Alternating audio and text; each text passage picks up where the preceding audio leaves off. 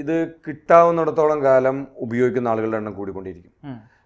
ഇതിന് നമ്മൾ ഇവിടെ ഉപയോഗിക്കുന്ന 1-2 ആളുകളെ നമ്മൾ അറസ്റ്റ് ചെയ്യുന്നത് കൊണ്ടോ അല്ലെങ്കിൽ അതിനെതിരെ നമ്മളൊരു ക്യാൻഡിൽ ലൈറ്റ് മാർച്ച് വയ്ക്കുന്നത് കൊണ്ടോ ഒരു പ്രതിഷേധ മതിൽ കെട്ടുന്നതുകൊണ്ടോ പ്രത്യേകിച്ച് കാര്യമില്ല.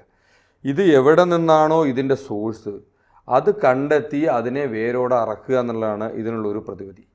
2, വളരെ ചെറിയ പ്രായം മുതൽ തന്നെ സ്കൂളിൽ പോകുന്ന ഒരു 1-ാം ക്ലാസ് 2-ാം ക്ലാസ് മുതൽ തന്നെ നമ്മൾ വിദ്യാർത്ഥികളായിട്ടുള്ള ആൺകുട്ടികൾക്കും പെൺകുട്ടികൾക്കും അവരെ ഏതെങ്കിലും ഒരു ആക്ടിവിറ്റിയിൽ കൂടുതലായിട്ട് ഇൻവോൾവ് ആക്കിപ്പിക്കുക. പഠനത്തിനപ്പുറത്ത് ഒന്നെങ്കിൽ സ്പോർട്സ് ആവാം, ഏതെങ്കിലും ഗെയിംസ് ആവാം, ഇല്ലെങ്കിൽ ഏതെങ്കിലും മാർഷൽ ആർട്സ് ആവാം, ഇല്ലെങ്കിൽ നമ്മൾ ചെയ്യുന്ന അത്ലറ്റിക്സ് വർക്കൗട്ട്, അങ്ങനെ എന്തെങ്കിലും ഒരു ആക്ടിവിറ്റി അവർ എൻഗേജ്ഡ് ആയിക്കൊണ്ടിരിക്കണം.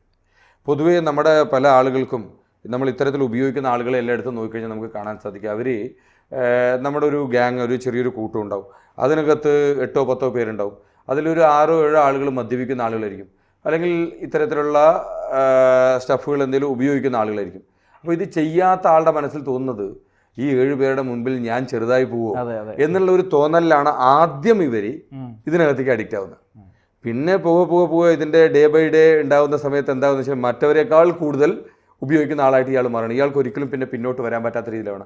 മറ്റുള്ളവർക്ക് മുൻപിൽ ഞാൻ ചെറുതല്ല എന്ന് കാണിക്കുന്നതിന് വേണ്ടിയിട്ടും മറ്റുള്ളവരുടെ മുമ്പിൽ ഒരു ഷോ ഓഫിന് വേണ്ടിയിട്ടൊക്കെ ആദ്യഘട്ടത്തിൽ ആരംഭിച്ച് തോന്നുന്നവർ പിന്നെ ഇത് നമുക്ക് ഒരിക്കലും നിർത്താൻ പറ്റാത്ത രീതിയിലാവും. അപ്പോൾ ഈ വളരെ ചെറുപ്രായത്തിനെ നമ്മൾ നോക്കിക്കഴിഞ്ഞാൽ ഇത്തരത്തിൽ ഉപയോഗിക്കുന്ന ആളുകൾ വലിയ രീതിയിൽ ഡിപ്രസ്ഡ് ആയിട്ടുള്ള ആളുകളായിരിക്കും, ഡിപ്രഷൻ ബാധിച്ച ആളുകൾ, അല്ലെങ്കിൽ ഒരു ചെറിയ കാര്യം പോലും ഹാൻഡിൽ ചെയ്യാൻ പറ്റാത്ത രീതിയിൽ എനിക്ക് തോന്നുന്നു ഇവിടെ എറണാകുളത്ത് തന്നെയാണ് സ്കൂളിലോട്ടൊരു കുട്ടി മൊബൈൽ കൊണ്ടുപോയത് സമയത്ത് ആ മൊബൈൽ സ്കൂളിൽ നിന്ന് ടീച്ചർ എന്തോ കണ്ടെടുത്തു.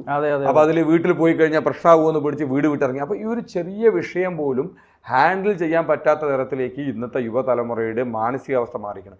ഇതിനൊരു മാറ്റം വരണമെന്നുണ്ടെങ്കിൽ അത് സ്പോർട്സിലൂടെയോ അല്ലെങ്കിൽ നേരത്തെ പറഞ്ഞ എന്തെങ്കിലും ആക്ടിവിറ്റിയിലൂടെ ഇത് മാത്രമേ മാറ്റുള്ളൂ. വളരെ ചെറിയ പ്രായം മുതൽ തുടർന്ന് തന്നെ ഇവരെ നമ്മൾ ഫുട്ബോൾ കളിക്കാനോ അല്ലെങ്കിൽ വല്ല അത്ലറ്റിക്സിനോ വിട്ടു കഴിഞ്ഞാൽ ഓട്ടോമാറ്റിക്കലി അവർക്ക് അവരുടെ ബോഡിയെക്കുറിച്ചൊരു ചിന്ത വരും.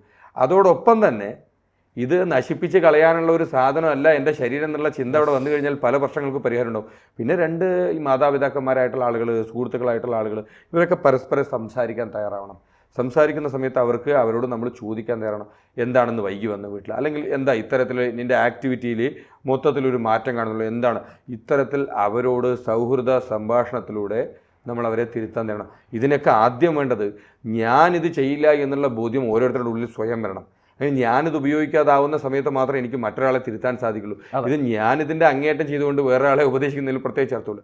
കൂടുതൽ വാർത്തകളും വിശേഷങ്ങളും നിങ്ങളിലേക്ക് എത്താൻ ABC മലയാളം സബ്സ്ക്രൈബ് ചെയ്യുക, ബെൽ ബട്ടണും അമർത്തുക.